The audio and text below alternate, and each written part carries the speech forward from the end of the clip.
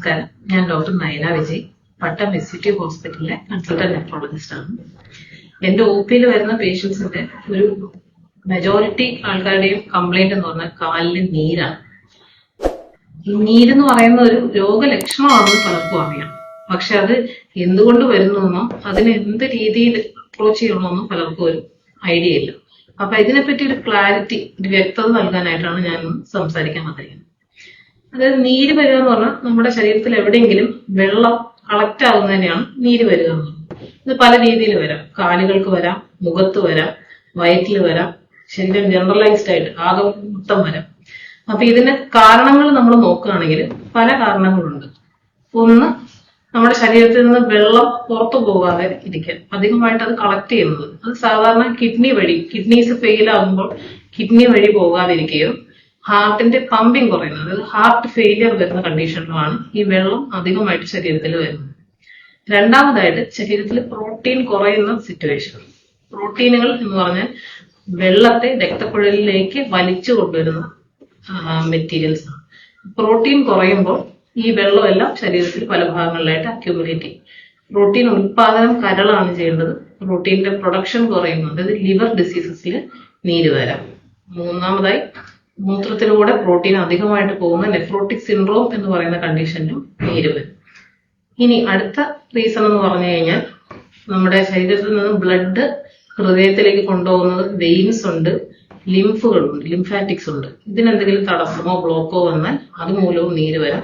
പിന്നെ ഇൻഫെക്ഷൻ പോലുള്ള അവസ്ഥയിൽ നമ്മുടെ രക്തക്കുഴലുകൾ ലീക്ക് ആവും. അപ്പൊ അതിലൂടെ ലീക്ക് ചെയ്തും നീര് വരും.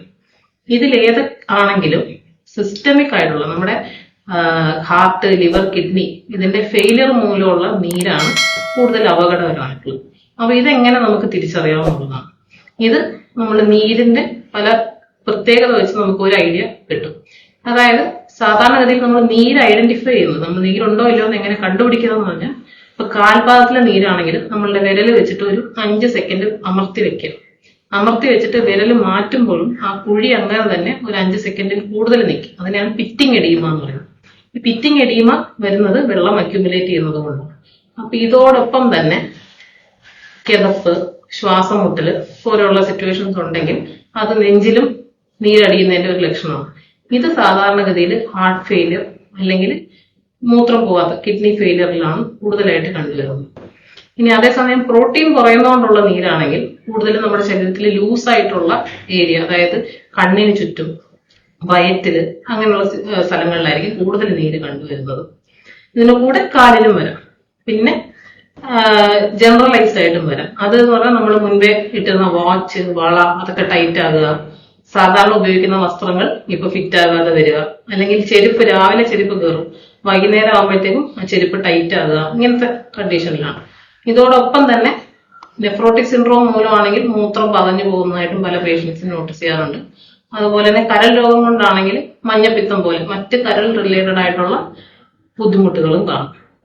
പിന്നെ രക്തക്കുഴലിന്റെ ബ്ലോക്ക് കൊണ്ടാണെങ്കിൽ സാധാരണ ആ ഒരു കാലിലോ അല്ലെങ്കിൽ ആ ഒരു കൈയിലോ മാത്രമായിട്ട് പരിമിതമായിട്ടുള്ള നീരായിരിക്കും.